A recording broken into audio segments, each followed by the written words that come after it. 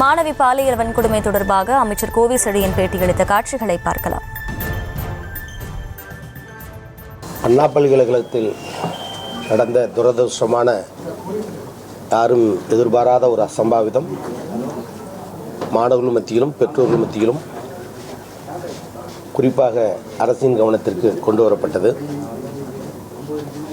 மாணவர்கள் நலனில் தமிழக அரசு, குறிப்பாக தமிழ்நாடு முதலமைச்சர் எந்த அளவிற்கு அக்கறையோடும் மாணவர்களுடைய கல்வி முன்னேற்றத்திற்காகவும் கடந்த 3.5 ஆண்டுகளில் அரும்பணியாற்றி வருகிறார், அதற்கான திட்டங்களை உருவாக்கி வருகிறார் என்பது மாணவர் உலகமும் கல்வியாளர்களும் நன்றாக அறிவார்கள். குறிப்பாக பத்திரிகையாளர்களை நீங்கள் அதை மனதார பலமுறை பாராட்டியிருக்கிறீர்கள். அண்ணா பல்கலைக்கழகம் முன்னாள் முதலமைச்சர் அன்பு தலைவர் கலைஞர் அவருடைய பெருமுயற்சியால் எந்த அளவிற்கு உருவாக்கப்பட்டும் முன்னேற்றம் அடைந்தும் இன்றைக்கு உலக நாடுகள் கல்வி என்று சொன்னால் அது இந்தியாவில் சென்னையில் இருக்கிற அண்ணா பல்கலைக்கழகம் என்ற புகழ் கிடைப்பதற்கு காரணமாக இருந்தது அன்பு தலைவர் கலைஞர் அரசும் அதை தொடர்ந்து நடைபெறுகிற இன்றைய தமிழக அரசின் முதல்வர் தளபதியும் ஆவார். உலக அளவில் இந்தியா இன்றைக்கு உயர்கல்வியில் 28%. ஆனால் இந்தியாவில் இருக்கிற மாநிலங்களில் தமிழ்நாடு உயர்கல்வி சதவிகிதம் இன்றைக்கு 48%.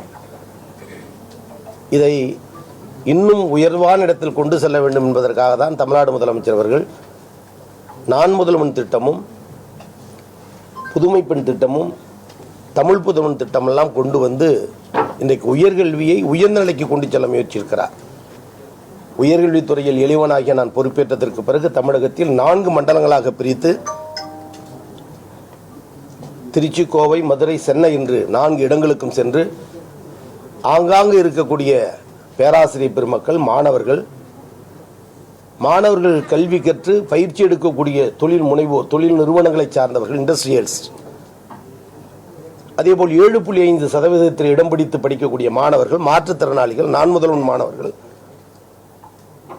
புதுமை பெண் மாணவிகள், தமிழ் புதல்வன் மாணவர்கள், இவர்களையும் தனித்தனியாக அமர வைத்து நீங்கள் கல்வி பயிலும் நேரத்தில் என்னென்ன இடர்பாடுகள், என்னென்ன கோரிக்கைகள் இந்த அரசுக்கு வைக்க விரும்புகிறீர்கள் என்ற கருத்தையும் நாங்கள் இந்த IAS அதிகாரிகளோடு உட்கார்ந்து கருத்துக்களை கேட்டு அவைகள் உடனடியாக தீர்வு காணப்பட வேண்டும் என்ற நல்ல நோக்கத்தின் அடிப்படையில் மிக விரைவாக இந்த உயர்வு